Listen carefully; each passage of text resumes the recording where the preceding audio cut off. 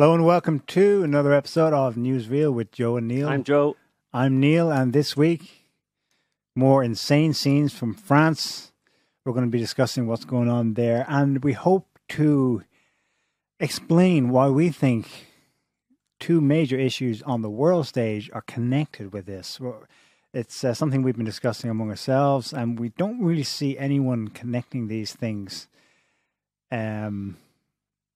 even in the alternative media, namely mass migration and global warming / climate change. Because these are, what's clear at this point is that these are important issues to the elites, okay? Even if they're not for people. People are saying, well, I can't.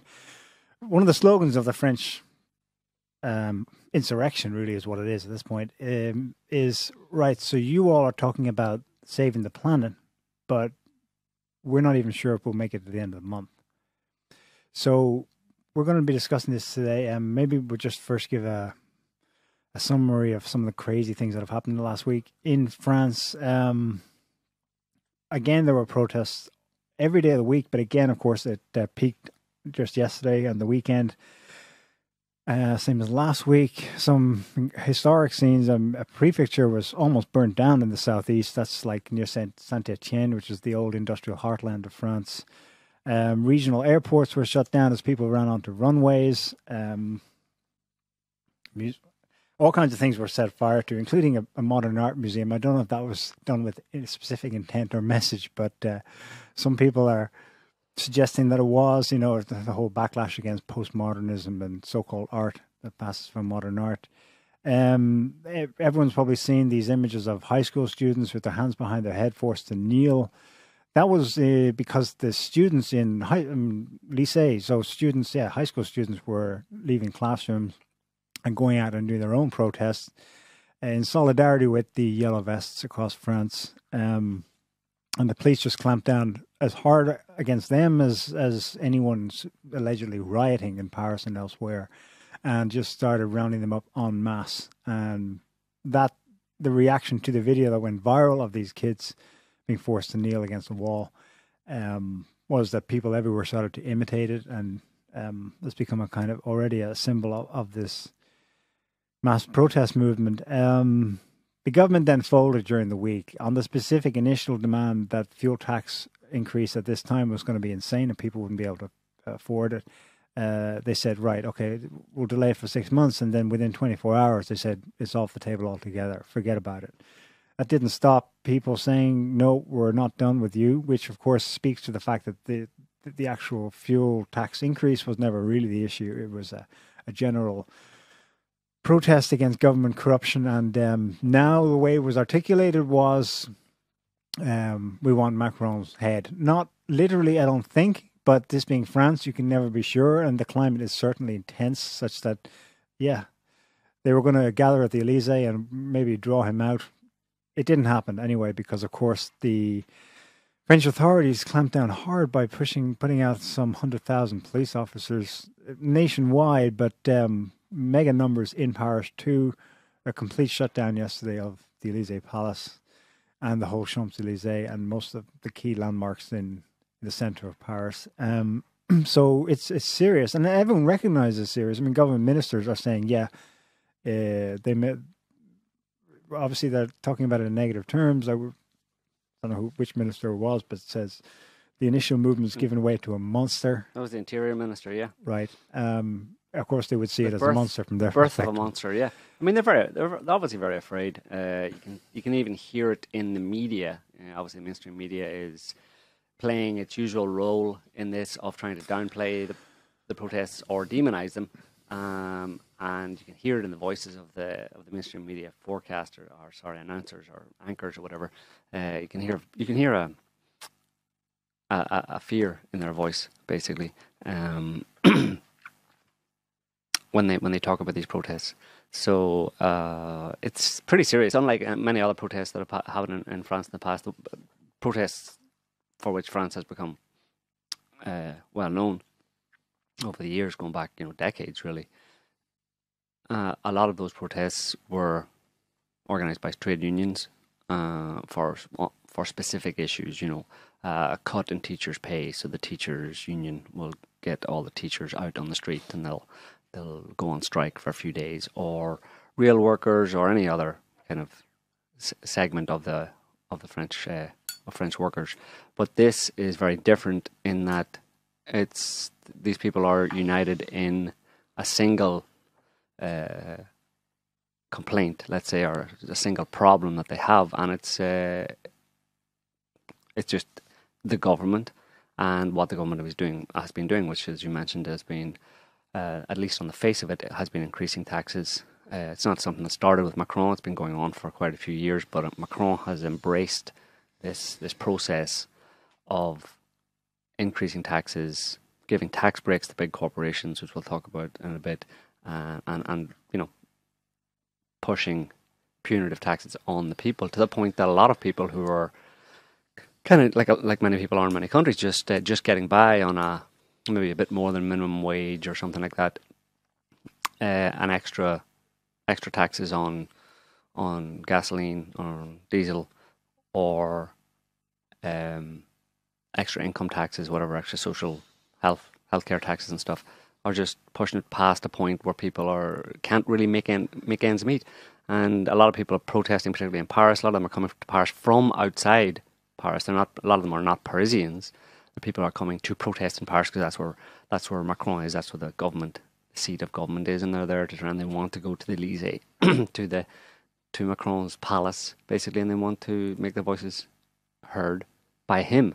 Of course, he's not there right now, which we'll get into as well. He's in Morocco for a very specific reason that ties into everything we're saying. People want a complete overhaul. There are a variety of lists going around, a list of demands, but there's a lot of overlap between them. Obviously, whether you're of one orientation or the other, you want more of this, so more government. And in other respects, there seems to be a consensus as well about less government in certain areas. But the thing that the demands share in common is constitutional reform. I mean, this right. is a constitutional crisis. Right. This is saying we don't have any faith in the republic as currently constituted. Right. Now, the last time people have made a variety of comparisons with historical examples, but arguably the 1960s is similar in the scale and intensity of the insurrection. And in that occasion, France, its constitution was changed such that it became the Fifth Republic. Mm-hmm. I believe it's the current regime that we're in, and people are saying it's time for another one. That's how entrenched this is. Yeah, it is difficult for.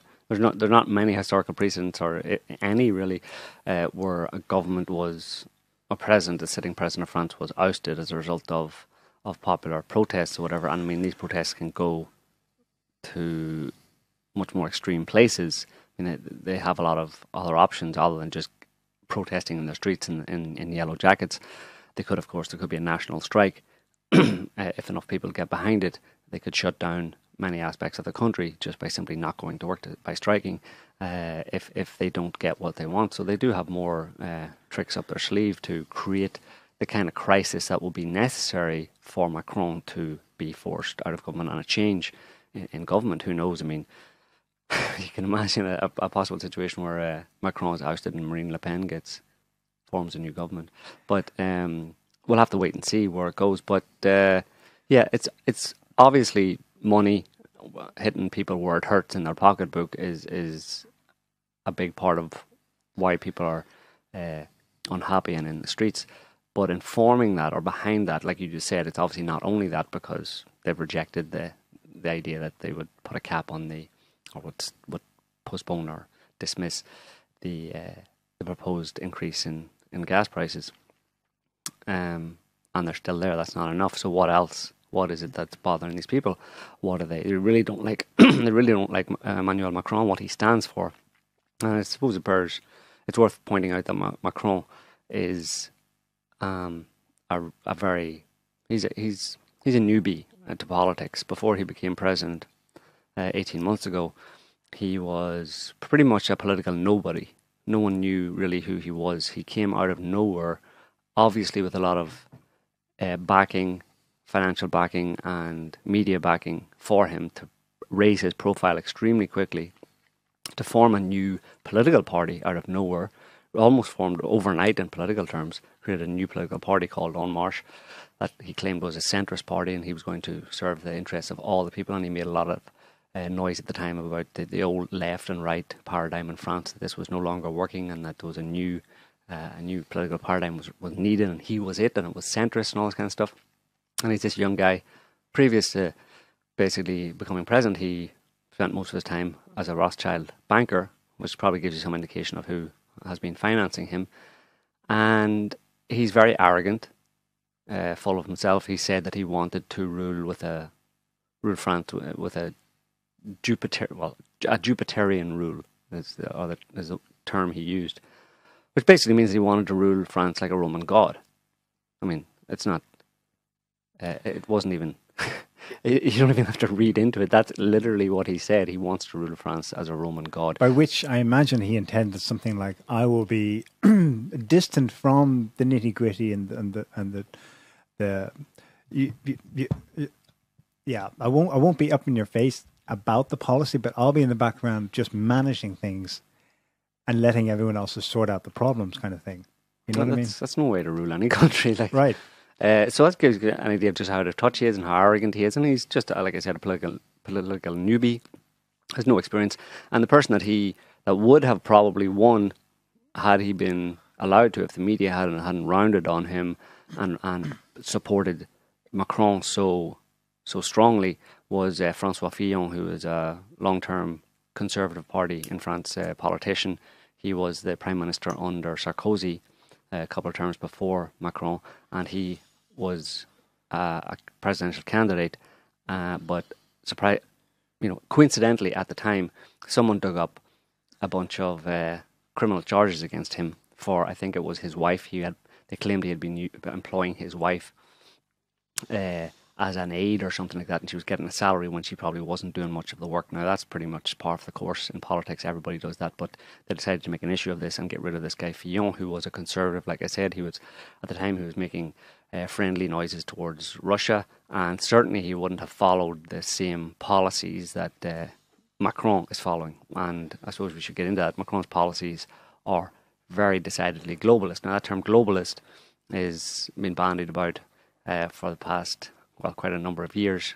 I think most particularly by Alex Jones. He's best known maybe for talking about the globalists are out to get us and stuff. But globalism obviously is a real thing, and there are people who are globalist in their outlook, and they really don't like nationalism. They don't like the idea of discrete nation states and borders and stuff. They have this idea of one big happy world, and obviously they're pro-immigration, they're pro-multiculturalism, and they're pro-tolerance and pro-accepting of, pretty much they have an attitude of anything goes, They really don't like religion. Everything old is bad, and they are the stewards of this new, wonderful, globalized era wherein this is what's presented to the people, and it's all about tolerance, it's all about the nice things, like saving the planet, like you mentioned earlier, One Macron and his friends in Europe, their big issues is saving the planet, stopping climate change. And that appeals to people, because people many years ago, in the late 90s, there was a big thing about Greenpeace and saving the whales. And saving the whales is like, it's a no-brainer. Everybody wants to save the whales, right? They're so pretty, they're so nice, they're these big, peaceful animals. And if somebody says save the whales, everybody's going to get on board with it, So you just extend that out to save the planet. Well, if you want to save the whales, what about? Well, you can name save the orangutans, save the frogs, save the bears, save the tigers, save the elephants, save the rhinos, save the rainforests, save the, lakes, save all those things, and all together they're save the planet, right? And right now, people are have been encouraged to save the planet from climate change. And what's climate change? I don't know. It's something that we're doing to the planet, and one of the reasons that people are encouraged to feel like they should save the planet is because they're told they're the ones who are causing the planet to be in danger. Yeah, in the first week of the protest, Macron was on the defensive, and his response in a speech was, I don't understand. The same people out there wearing yellow vests now, protesting, are the same people who were complaining to me that pollution is harming them, and they want a reduction in it. So he's tying these two things together and saying, well, both are synonymous. That's why this was called an ecology tax, this rise on fuel to try and of course, it's part of a broader agenda to remove diesel and petrol fuel cars altogether eventually, and everyone will be driving Teslas or something by 2050 or something, or 2040 even, it's shorter than that. Yeah, so these guys have an utopian idea. First, well, just going back to what I was saying about Macron being a globalist and what that actually means. We have a video here it's a few weeks ago on the 100th anniversary of the end of the First World War, so celebrations in France for the end of the First World War, and Macron got up and gave a bit of a speech, and for some reason he decided to say this, and we'll just let you know. It's in French, but there's subtitles, so we'll let you know what he said. Car le patriotisme est l'exact contraire du nationalisme. Le nationalisme en est la trahison. En disant nos intérêts d'abord et qu'importe les autres, on gomme ce qu'une nation a de plus précieux, ce qui la fait vivre, ce qui la porte à être grande, ce qui est le plus important, ses valeurs morales. Let us be in no doubt. Yeah, shut him up. So that was Macron basically taking a dig, bizarrely, on the occasion of celebrations of the 100th year anniversary of the end of the First World War in France, as the French president, supposedly commemorating the sacrifice of millions of French men and women in the First World War, fighting a world war, primarily for their country, i.e. nationalism. Patriotism, nationalism, there's not a lot of difference, despite what some people might say. There's not a lot of difference. So he takes a dig at nationalism and says that it's a betrayal of patriotism. It's the opposite of patriotism. It's obviously not the opposite of patriotism. That's nonsense. And he says it's a betrayal of patriotism, and that it betrays the one thing that the kind of morality of any country, which is our ability to, help other people, i.e. other nations, not ourselves, not help ourselves, but help other people. So nationalism is bad in his reading of it, because it means that you focus only on yourself. But and obviously this was a kind of dig at Trump, who talks about nationalism and stuff. That seemed to be a dig at Trump and at America. But there's obviously an argument there that says, well, you can't help other people until you have your own house in order properly first. In fact, if you may well actually want, and I think this is something Trump said, that he's not against helping other people around the world. He very much wants to help other people around the world, but he can't. America and any other country can't help anybody else if they don't have their own house in order, if they don't become strong themselves, if they don't strengthen their own position. But apparently Macron thinks that's a bad idea, and that you should weaken, effectively, by the policies that he's pursuing, weaken a country and not allow it to become strong in and of itself with a strong national identity, so that then it can do, if it chooses, to go and help other people.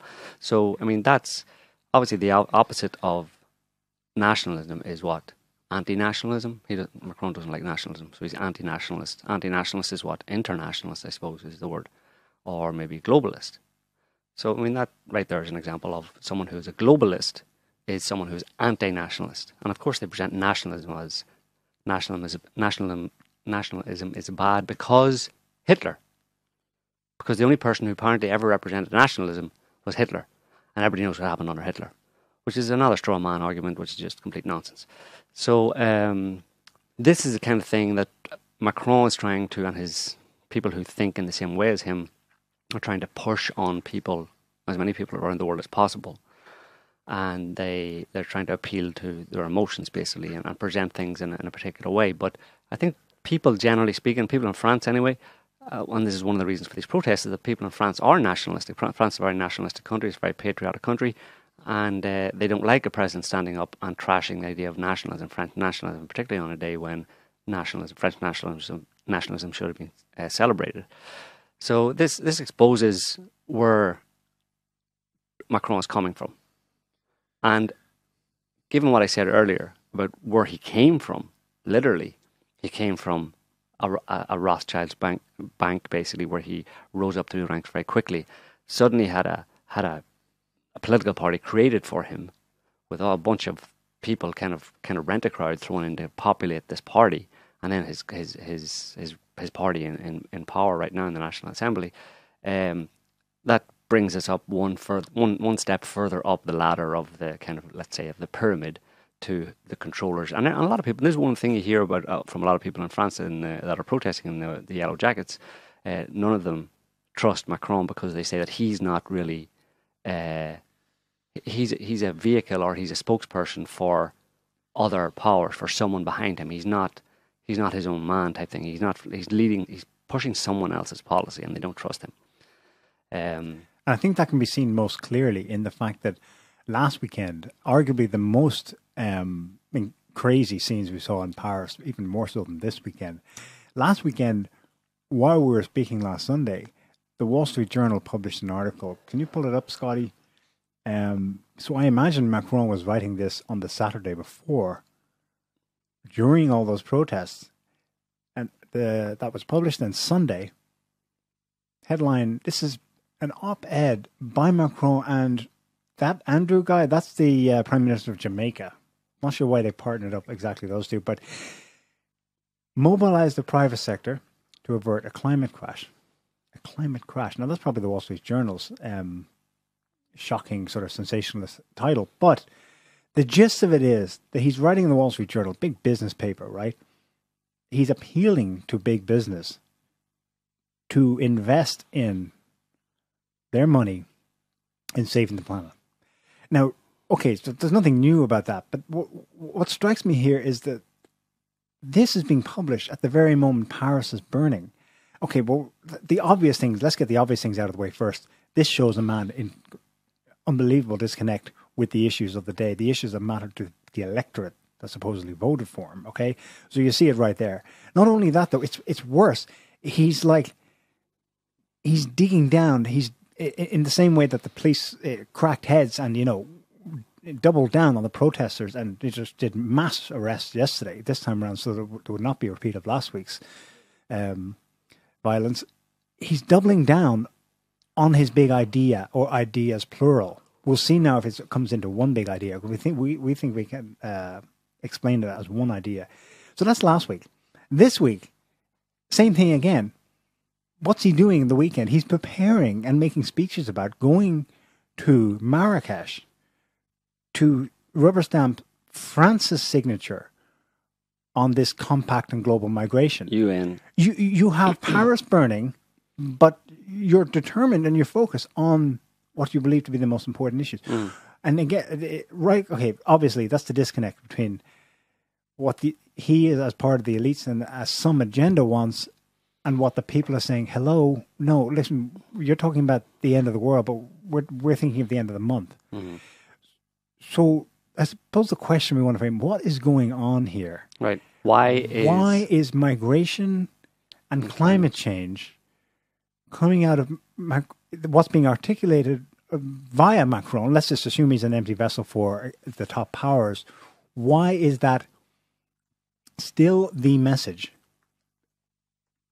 when Paris is burning? When it's got to that situation where they might lose it all, they seem to be willing to risk what they have already, including their positions in power, for this big idea. Right. They're obviously possessed of a big idea, of a big issue that they're not really informing the people about. At least they're not informing the people about just how serious it is. Because if you think about climate change, and obviously people have heard about climate change ad nauseum for the past 20 years at least.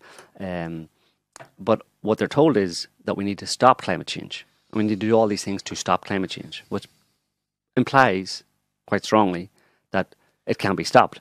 Why would you be putting forward and having all sorts of discussions about how to come up with ideas about how we can stop climate change and and actually implement them, carbon taxes and all that kind of stuff, cutting fossil fuel emissions, etc., etc., etc. Because they apparently, according to what everybody understands from these missives from the government and officials, we can stop climate change and we have to stop climate change. But what these people are doing, and this is where the other segment comes in, the other immigration part comes in, is that in terms of their policies on immigration, which you just mentioned, Macron and other European leaders, other world leaders, it's a UN initiative, are going to Marrakesh, are going to be in Marrakesh tomorrow to sign it, and they're pushing forward with a plan to, this UN pact basically requires, legalizes and formalizes structures, physical structures, political structures and financial structures within the country of that signs it, to allow in large numbers of migrants, to set up a system where it's possible to easily and gracefully, or as gracefully as possible, accept large numbers of migrants from outside of the EU into the EU. Now, where this ties in with climate change is that if you do a search, for example, on Google, if you do a Google search for using the words how many migrants from climate change, or migrants from climate change, and look at the list, and these are publicly available documents that have been around for, or news stories that have been around for quite a few years in some cases, you'll see, if you do that search, I just have it in front of me right now, 143 million people may soon become climate migrants. Climate change is a key driver of migration and food insecurity. Climate migrants will soon shift populations of many countries. Devastating climate change could lead to millions of migrants a year entering, I think that was meant to be Europe. Climate change could force over 140 million to migrate within, I don't know what the time frame is on that. And those are all relatively recent, within the past few years. Wave of climate migration looms, blah, blah, blah.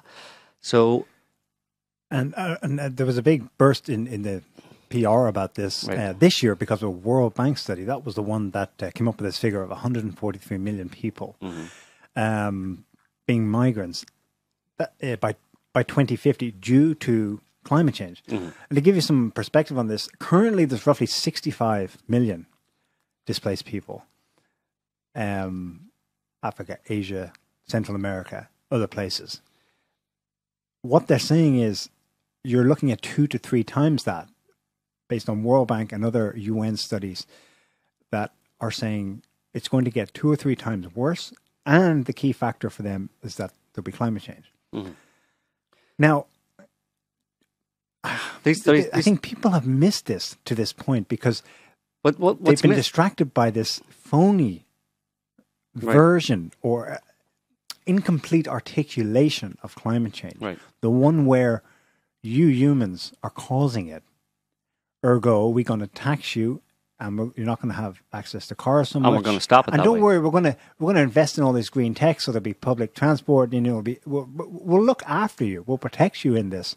But first, you got to pay. You see, you need to pay now, or there'll be no planet for your children. Well, that's in the future. That's the money message. That's the money making aspect of it. Obviously, these people are into it for making money as well. But the key point here is that they keep on harping on that we can stop climate change, and here's the way we're going to stop climate change. We're going to tax you, we're going to green the economy and all that kind of stuff. Because if we don't stop climate change, we're going to have hundreds of millions of people coming to look for refuge in first world countries, in the European Union in this case. So we need to do that to stop that happening. But at the same time, as they're talking out of that side of their mouth, saying that, out of the other side of the mouth, they are actually implementing strategies to accept mass migration, millions, hundreds of millions of migrants into European countries, as if it's a foregone conclusion. Right. Which means, if you just do the simple math, or if that's even math, but if you just think about it, that means that these people do not believe in climate change in the sense that we can stop it. They believe in climate change, or they've read secret documents, secret reports, of which there are many, and some of them have been leaked going back to as far as 2004. The Pentagon one. The Pentagon one in Pentagon one 2004 for the Bush administration, the George W. Bush administration. It obviously posited a worst case scenario, as they generally do, but this was done by researchers for the Pentagon. The Pentagon commissioned it and then gave it to Bush. And it was saying that by 2020, the UK could be, and it would be in a Siberian climate.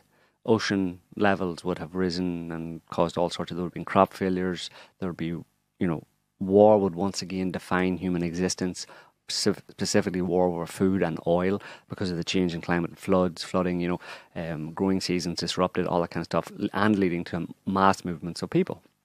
And this is back in 2004, so that's about 14 years ago. And there have been many more such studies we assume have been done because by public organisations, but we assume that behind the scenes, governments who like to keep their finger on the pulse and know what's coming down the line to make sure they keep control of their own positions of power and the populations would have looked at this. And it seems that based on what is happening today, based on the policies being pushed by these kind of globalist, neoliberal people who are part of the in-group, who know what's coming down the pipeline, they're convinced that it's going to happen. This is going to happen. These worst-case scenarios are happening, or already happening even, or beginning to happen. And that their migration policies are designed to prepare the host community, the host countries and their populations for accepting large numbers of migrants as a result of quote-unquote climate change and also maybe environmental change, because climate change doesn't really get it, because you're talking about a massive increase in volcanic eruptions, earthquakes, fireballs, space rocks being seen in the sky, all that kind of stuff. So, I mean, these people may Although they don't talk about those things. No, of course, but they don't talk about this at all in those terms. They don't talk about it in terms that they can control. They may well be aware that it's something that they ultimately they can control, but the last thing a government will ever do is admit to the population that something is happening that they cannot keep a handle on, because people will turn around and say, well, what do we need you for then? Right. You're useless. You're the one who's meant to be protecting us against this. So that's why they push we can change this, we can fix this, green your, reduce your carbon footprint, green the economy, stop driving diesel and petrol cars, buy an electric car, pay more taxes so that we can put that money into the sustainable development and ecological projects, etc., etc. And so that's all a lie, because it seems that by their actions they know that that's not going to change anything. The writing is on the wall. Bad stuff is coming down the pipeline, and we need to prepare for it. And the most pressing issue, obviously, for human beings would be massive amounts of other human beings from a different culture and different countries and who don't speak the language, flooding into or trying to flood into countries that are perceived as being prosperous and where they can. Well, these people would just go anywhere. Obviously, if your entire, say, the entire crop production in an African country is wiped out in 1 year or 1 or 2 seasons, people are going to leave and go anywhere. And obviously, as we've seen, and this has been happening already. This is part of the reason why we've had a lot of migrant flows coming from Africa. There's not a lot of research on this as to what's actually happening climate-wise in, say, African, Middle Eastern, and other countries, Central Asian countries. Obviously, there's, but also even European countries. Someone need to go and look at. Maybe what we should do is go and look at the actual crop yields and stuff, and how they've been changing, if they have been changing in recent years. How they've been being affected, to get an idea of the first intimations of what's going wrong with the climate in terms of crop production. But so these people, that seems to be what they're preparing for. I mean, that's the only rational conclusion, it seems to us, the only rational conclusion, or the only rational way to explain why these people like Macron and his ideological kind of friends are pushing this apparently crazy pro-immigration, pro-globalization, pro-green energy issues, when the people are just going, what the hell are you talking about? Just stop increasing our taxes. I mean, if Macron wants to maintain his own position and power and maintain stability in France, obviously the thing he would do would be to give the people, the protesters in France, and there's like 84%, based on polls, 84% of French people support these protests. You would see that as a significant threat, a very clear and present threat to your position and to stability in the country. And if you're the president, you want to maintain stability and your position, so you would give these people what they want. But why would you so obtusely just continue on with with these issues that seem to be so far removed from the actual issues that people, the ordinary people of France, feel, because you know something that they don't. And that's why you also take this air of you have this arrogant air above it all. Yeah. That's why you're ruling as Jupiter, as a Roman god, because you're above it all, right? Because you know what they don't know, and you can't listen to what they say because they're in the dark, basically. And so that's assuming that, and I'm pretty sure there are some people. I think it's a reasonable assessment of the situation, and that there are people, a lot of them in positions of power that are unelected, in corporate, in banking and finance and that kind of stuff, and behind the scenes in politics but not elected, who pull the strings, the eminent screes behind the thrones, as there are in many European countries, civil servants, high-level career bureaucrats, that kind of thing, who know about this and are pushing this agenda without telling people what it's actually about. And so they're doing it for rational reasons in that respect. But there's other people, I think, who are getting on board with it because it's very well conceived, the way that they are pushing it, because it tugs at people's emotional heartstrings, right? It's save the planet, save the rainforest, save everything. And what about the poor migrants, right? It's all emotionally laden. Yeah.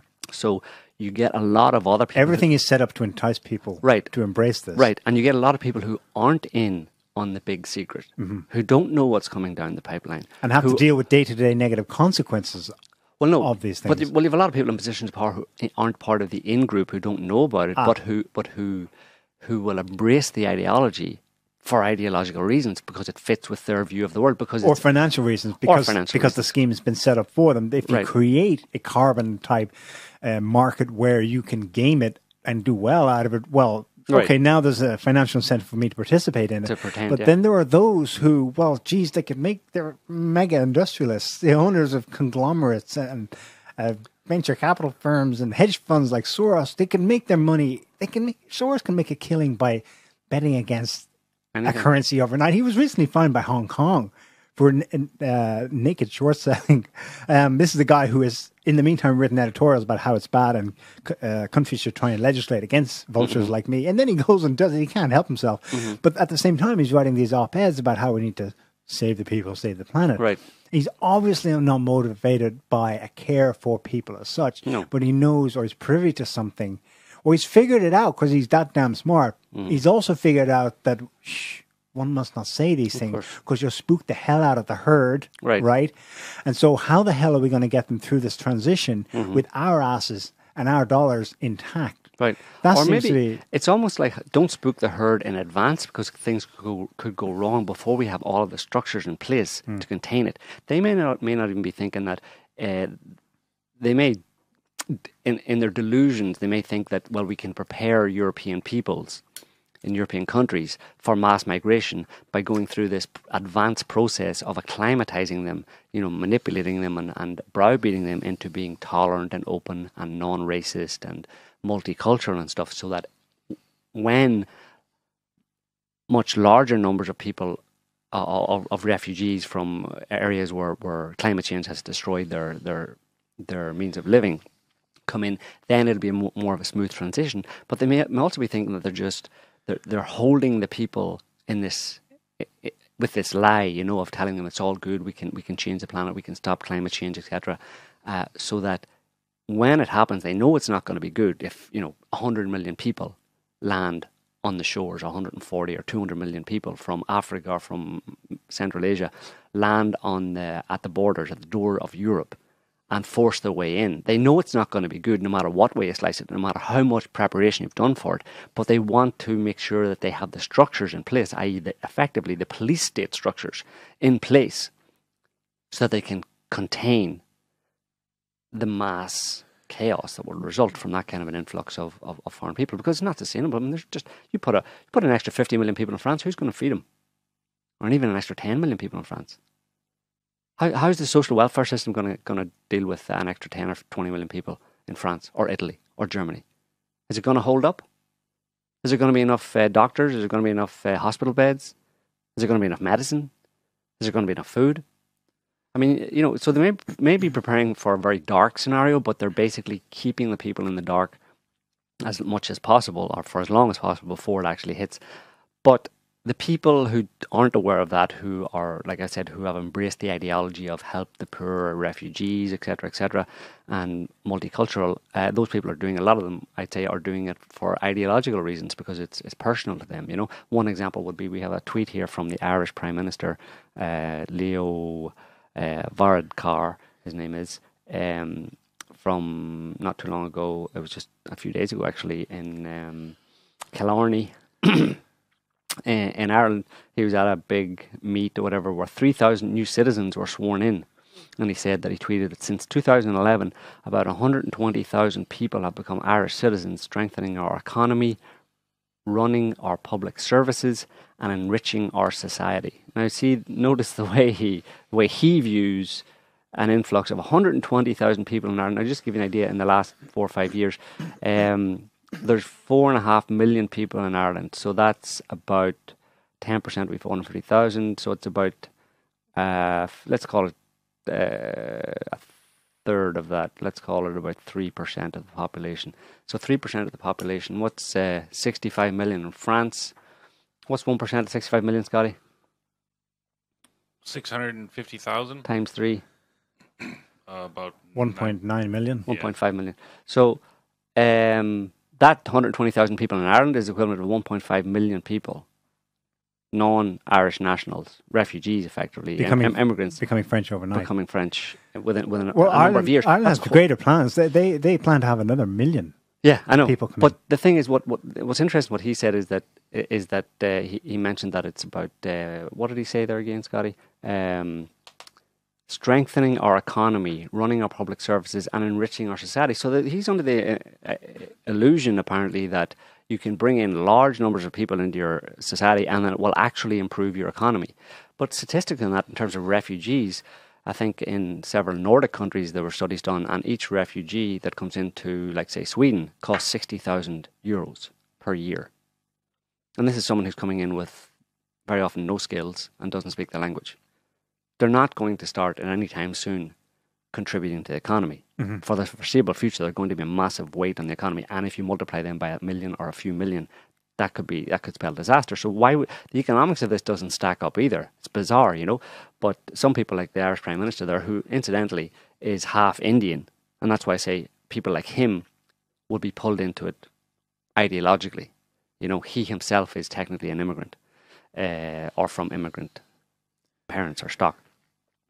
He's also homosexual, which is another part of that has been thrown in there with the tolerance. You see, it all fits together. If you can't be tolerant, you can't be tolerant towards other sexualities or transgenderism, whatever, without also being tolerant to immigrants, other cultures, and tolerant towards multiculturalism. It's all of a piece. You know what I mean? If you're a tolerant person, you're tolerant across the board, or at least that's what they want people to be. You know, and this obviously feeds into the push for acclimatizing Western European or European populations to accept an influx of refugees, so that they don't. Because then, I mean, the first thing, if you got 500,000, acclimatizing being the key word, no pun intended. Yeah, acclimatizing these people.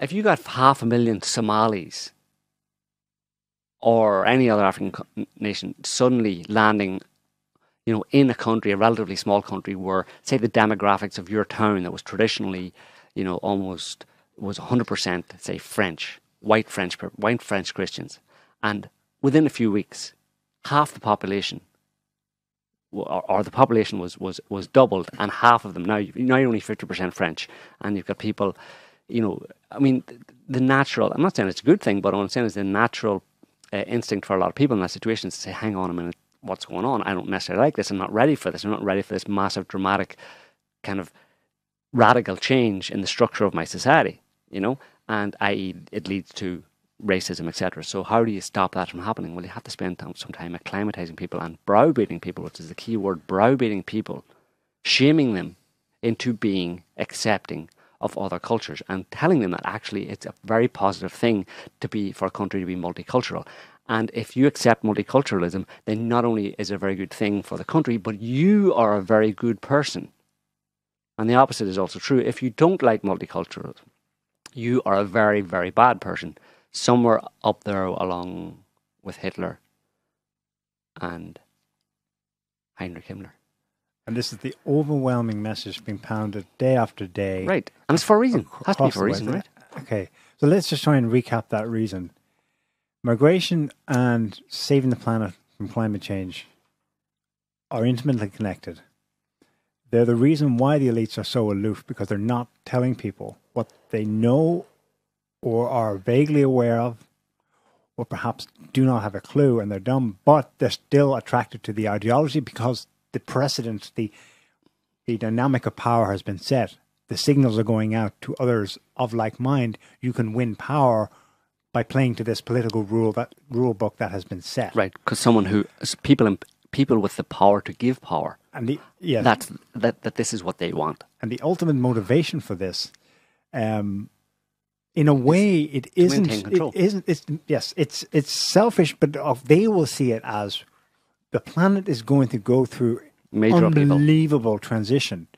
We need to get through it, and our motivation for getting through it is that we need to be on top when we get out the other side. Right. Well, and so, in a way, what's been done so far with acclimatizing people to mass migration is a prophylactic, a kind of a vaccination, a deliberate effort to get people to accommodate it, to change the way they view it, to change their social mores, to change their legal structures, because a lot more of this is going to come down the pipeline, not because of the consequences of Western wars in places like the Middle East, but because of things that are outside even that gambit of control, that the ultimate powers that we have. Right.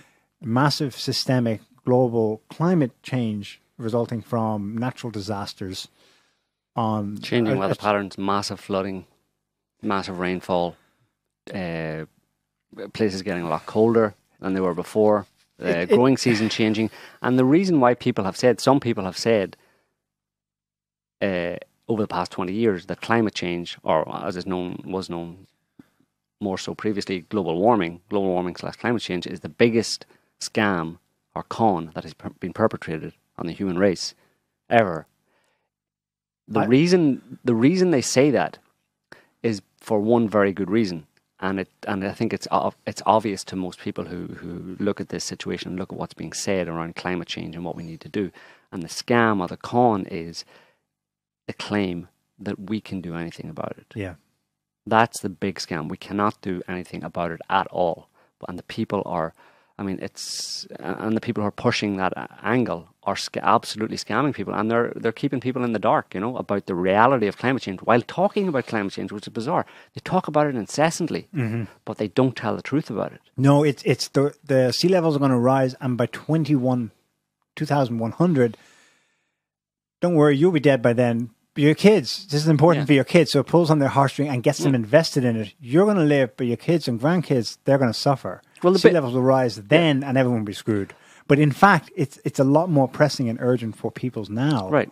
And you do get the more honest reports, like that World Bank one, about how in just a decade or two's time, the number of refugees / migrants will double or triple in the near term. 143 million is a lot of people. It's about a third of the entire EU population.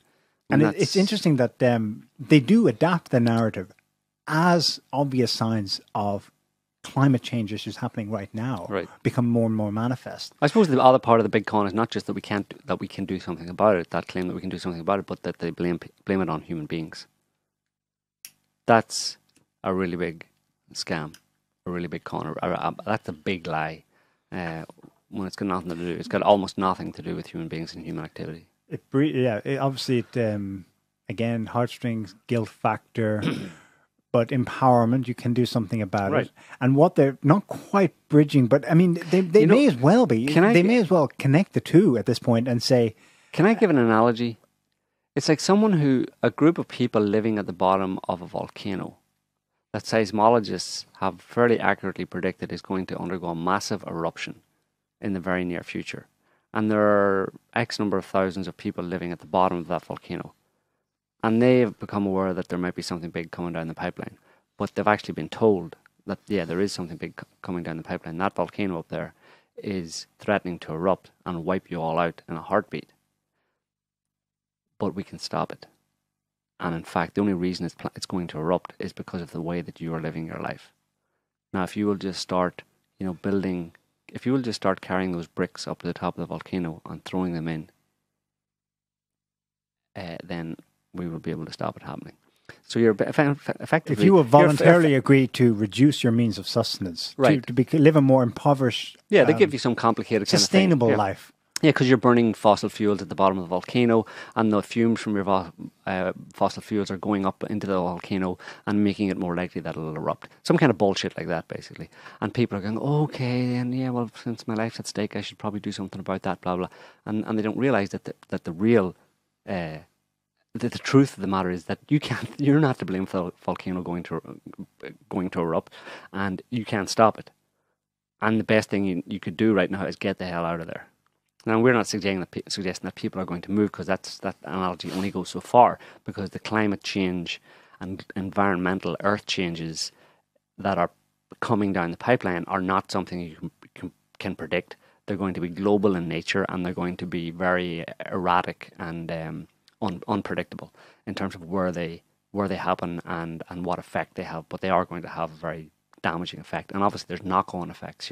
Something that happens in, like talking about immigration, something that happens in North Africa, for example, can have a dramatic effect on Europe further north as a result of massive migrant flows. This is what Macron is saying in his Wall Street Journal op-ed.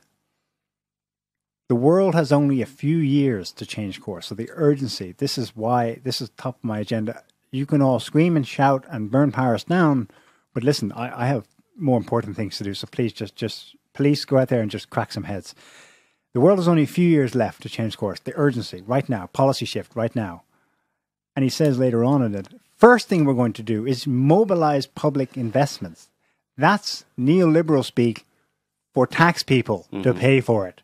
Mm-hmm. That was increasing the fuel tax that the and many people other in France taxes, were protesting against. And reducing other services so that you save money. Tax money. So it's not just about making people pay more, but it's about taking the taxes that people already pay and diverting them away from public services to greening the economy. And that doesn't help any. It's all right. You couldn't find a bed in a hospital when you went with your broken leg. That's okay. You can be happy that the taxi that took you here, or the ambulance that took you here, was running on electric power, and after it dumped you at the door of the hospital because there were no beds, because we took taxes and took your taxes that could have provided more beds for you and put it into an electric ambulance.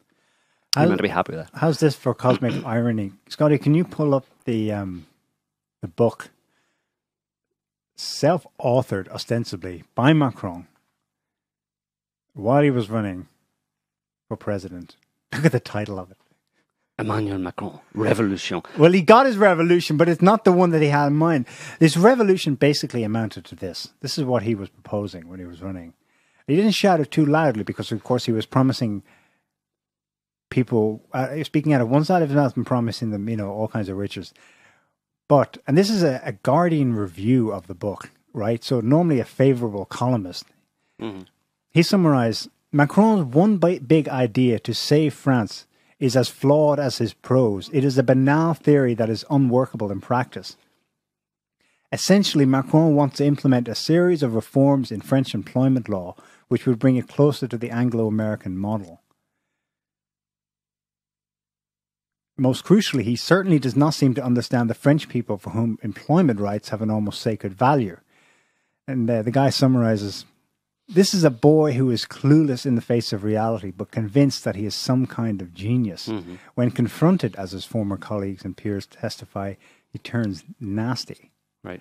And what was the specific central idea of his revolution? It was to slash over the 5 years of his term 100 billion euros worth in public spending. That's public divestment he was talking about to the Wall Street Journal business bankers. Mm-hmm. Take it away from the people and invest it into things he believes ultimately to save the people and their future generations. That's being generous. That's being generous. That's being generous. I mean, you could spin it another way and say that these people are just bilking the public purse to line their own coffers, ahead of the shitstorm. Well, ahead of a shitstorm, yeah. So that you're protected better yourself. I mean, I wouldn't have a problem with that theory either, because I don't put anything past these people. But it's interesting, Macron, like that description of Macron. He's a perfect dupe, And that's why you see a lot of. I mean, they don't the modern the people who make presidents and prime ministers. They don't really want, especially in Europe, they don't want. They want someone who's ideologically on board with them. That can be a career politician, a long-term kind of sitting, senator or congressperson or whatever, or member of parliament. But if they can't find someone like that, as was the case in France during the last election, they look for some dupe like Macron, some wet behind the ears, little trumped up, jumped up, arrogant ideologue who will, who just is consumed with his own sense of power and brilliance, basically. And someone like that can just be sold any line you want them to, and they'll do whatever you want them to do. More longer term, older, like his opponents, Macron's opponents during the election, like Fillon, a bit more, they have a bit more mileage under the hood. They've been around the block. They know how things work, and they're less likely to believe. They know that there's a power behind the throne. They know that there's some skullduggery, and they know they have to balance that against what the people will say, right, as politics, right. So but when you have some Macron, he will just give carte blanche, right, to his Rothschild backers or whoever they are. He was picked for his psychological profile, and his psychological profile is that someone who's such a raging narcissist and consumed with his own sense of self that he could be led to do whatever they want him to do, which is what happened. And that's why people are protesting, because they see that in him one way or another. They don't necessarily see it very clearly, but they feel it. They get that impression from him, from various little things he's said and done, his attitude, everything. It's kind of the idea that after looking at someone for X number of months and what they say, you can't remember everything they said. You don't know why, but you really don't like that person. There's something not right about that person. There's something wrong with him. And, a lot of people have more, obviously, with taxes and that kind of stuff, it's something more tangible for them to hang on to. But in terms of their personal opinion of Macron, a lot of people are just like, that guy's a little prick. Yeah. Get him out of here. We know that the mass psychology of a crowd can get it wrong, probably gets it wrong more often than right. Who's to say exactly? But it's always context specific. I find it interesting that the one issue, that the straw that broke the camel's back in France, was the pushing of this so-called ecology tax. Right. It's as if the mass mind was saying, no, because we have immediate selfish interest, so to speak, rational needs. Yeah. Yes. So no, but it's interesting that it's the very issue that ties into everything else, climate change and mass migration. Right. That's being pushed. It's all they couldn't have picked a more symbolic thing to reject against. Yeah, and then they would not probably have done it intentionally. That's the way that the non-linear way that it worked, and boom, it collapsed on that issue. Mm-hmm. I really encourage people to just do that thing we suggested earlier. Google something like the question of how many migrants due to climate change. And there's so many interesting things that come up. But one of them was this World Bank report that was published earlier this year that came up. Can you pull up a link of that? I think it's on the carbonbrief.org. Here it is. Look at the language that's used. It's obviously being used in, commonly in certain circles in the UN, the World Bank, and elsewhere. Go down to the first paragraph or so there. Look how they describe in that paragraph that begins, but prompt efforts to cut greenhouse gas emissions, right? Global warming issue, climate change, right? And incorporate climate migration into development planning. They literally put that together as if that's a commonly used term. It has common currency in these policy circles. Climate migration. Mm-hmm. The two are put together because they are one and the same issue. Yep. Yeah, absolutely. And just to go back to something we were saying earlier on about, these reports that have been around for a very long time, but back 14 years, there's a link there in the article that reported on it from The Guardian. This is 2004. You can see the date on it there. And the title is, "Now the Pentagon Tells Bush Climate Change Will Destroy Us." This is Sunday, 22nd of February 2004. Bullet points are: secret report warns of rioting and nuclear war. Britain will be Siberian in less than 20 years. Threat to the world is greater than terrorism. And that's 2004. Of course, this was a report, like I said, commissioned by the Pentagon for Bush at a time when Bush had just launched his war on terror. And this is saying that the threat is greater than the threat of terrorism. So does that then put a different slant on the war on terror, assuming that people like Bush and people behind him and in the US were aware of this and took this seriously even back in 2004, that the war on terrorism, i.e. it's a globalist war, right? It was a war to spread and increase American influence and its footprint around the world as much as possible. It's a war on terror, and terrorism has therefore just been a ruse or a cover for this expansion of the interests of these globalist types at the top of the pyramid who envision major upheavals and want to have their finger on as many pies or finger on as many buttons as possible. And the best way they could do that, and obviously to do that they needed to project American power around the world as much as possible, and they needed a rationale for that. So they came up with 9/11 and the war on terror.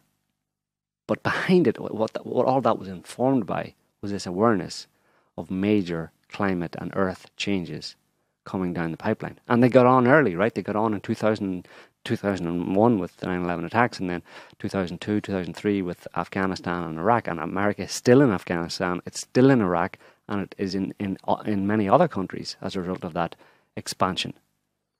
For what purpose? People still wonder why America is still in Afghanistan. Why they sank $7 trillion into the Middle East and got very little apparently in return. Yeah. They're just trying to hedge their bets because of climate change. Because of what they know, the reality of what they know climate change to be. General Dunford, the chairman of the Joint Chiefs of Staff, said recently in talking about why America, the US military, was still in Afghanistan and would remain there. It was actually pathetic. Like, it was so, just made my jaw drop. He said that, well, you know, ISIS and Al Qaeda, if we don't stay in Afghanistan, they will regroup and get themselves together, and they have the potential to carry out another 9/11 attack on America. That's why we need to be in Afghanistan. So when you read between the lines on that, interpret that, or translate that into the real language, what you realize is that he's saying that they need to be, the reason they went to Afghanistan in the first place was because of this perceived threat that they saw. Well, I mean, obviously this gets into geopolitics as well, and securing America's influence around the world, maybe for the climate change reason, climate impact reason. But obviously the reason they're in Afghanistan was as a hedge, or as a block against Russia and China, and Russian and Chinese influence and expansion in that region, oil resources, energy resources, etc. So that's the reason they went there in the first place, and the reason they need to stay there is for exactly the same reason. Yeah. There are many believers of the man-made global warming, therefore we must all do something about it. Many of the believers who have published umpteen studies, I mean, they believe the notion, that the central premise, but they don't believe the governments in their sincerity to be doing anything about it. Mm-hmm. It's just they're kind of caught in a catch-22 of their own making, which is kind of tragic in its own way. But just to give you this is a well-established fact, that just the top 100 of the world's conglomerations, largely Western, but not only, nowadays are Chinese and Russian too, like Gazprom, account according to the standards they've set for what it is that pollutes and therefore contributes. So if you use the models they've made, which are harebrained in the beginning because the effect that human industry can make on things that are ultimately cosmic in origin and scale. Anyway, if we accept the central premise that man's contribution to global warming / climate change is significant, well then of the top 100 companies alone produce, by their own models, 71% of the warming. Mm-hmm. And this was brought up specifically in relation to the protests in France. those French companies named in that top 100 are the very ones who have benefited the most from his tax cuts as part of his slashing 100 billion from the French economy. Now, but he would say that's to allow them to have enough capital to go green. Right. Well, the people don't believe it because there was a protest in Paris, a separate one that joined with the Gilets Jaunes yesterday of some 25,000 people. They were out there protesting to save the planet, but specifically their grievance was against corruption that was preventing it from actually happening. Yeah. I think there's one more picture about Macron. I just wanted to end on a final word about Macron and as a way to explain why he rubs French people the wrong way in a very particular way.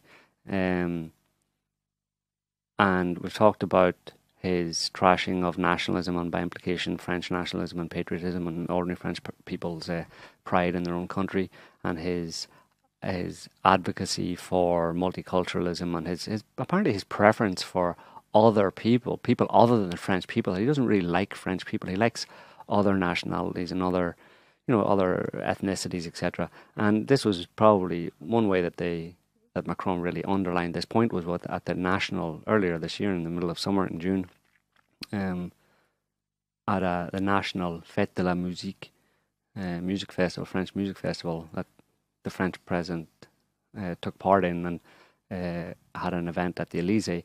Macron himself decided. Well, I'll let this picture sum it up. Macron decided on a particular type of music. This image is it kind of sums it up. It was music, quote unquote, type of music, I suppose you call it.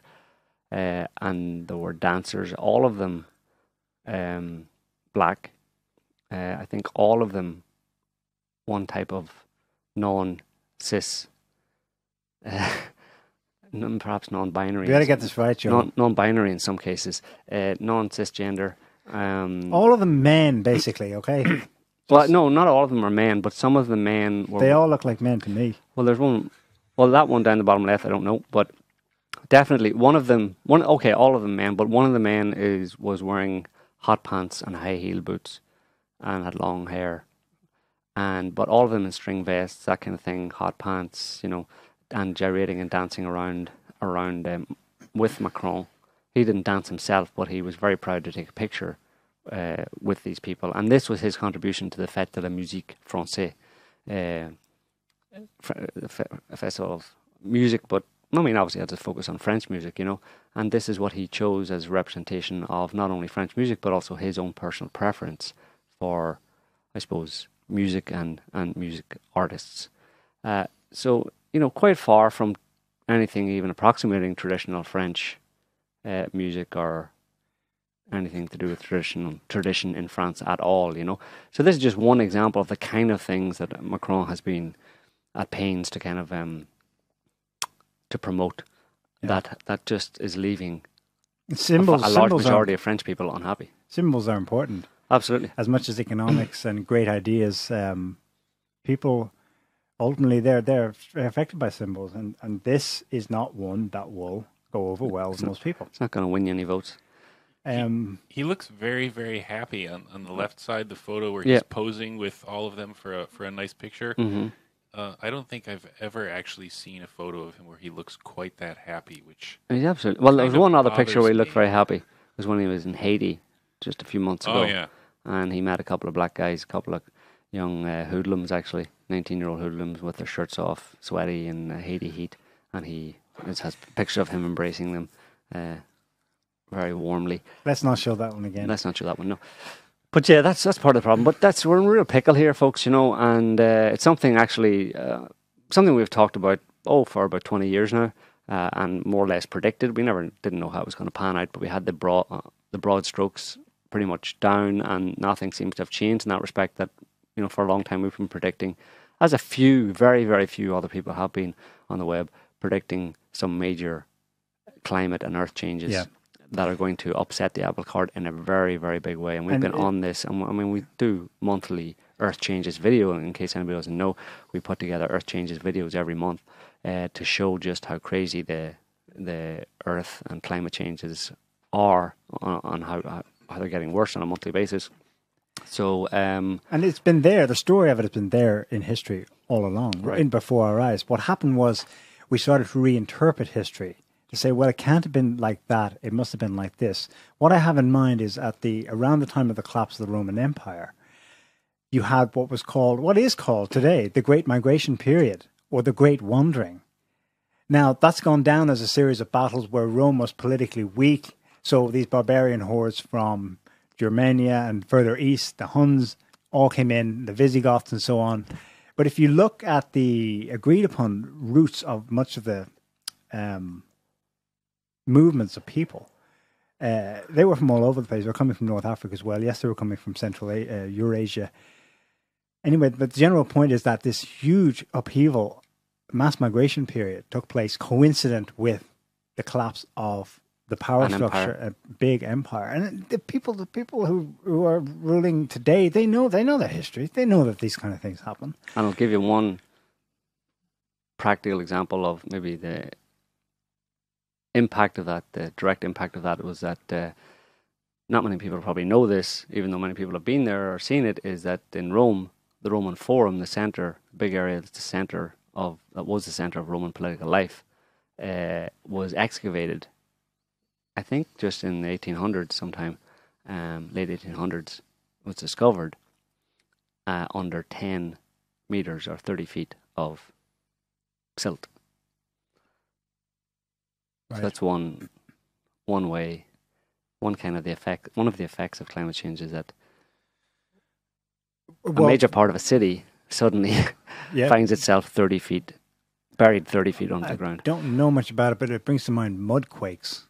Or tsunamis. Liquefaction of the land during earthquakes. We've seen that a little bit more, especially with that incident in Indonesia in September. Right. The video footage of that is nuts. Right. Obviously, there was a small tsunami that was devastating.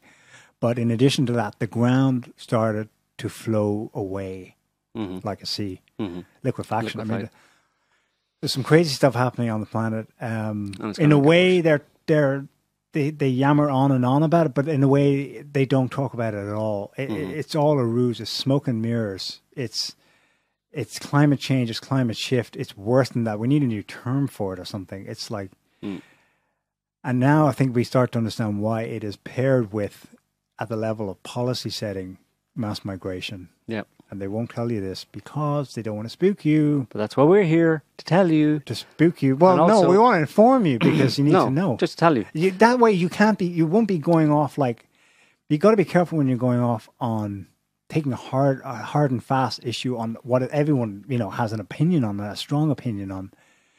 Isn't able to understand why the elites are doing what they do. Driven by this. It won't make you friends with them, of course, but at least now you'll have an idea, and you won't be left with the more crazy conspiracy theories like, oh, well, you see, the white elites who rule Europe and North America, the West, they're driven by some crazy need to bring in all these people to deliberately brown Europe and brown North America. And they're getting into crazy intentions there. That doesn't cover it. It's not going to explain their economic and their rational motivations for doing this. It's for their power and privilege, because there's a shitstorm coming and they want to get through it and they want to be on top on the other side of it. Right. We think. Yeah.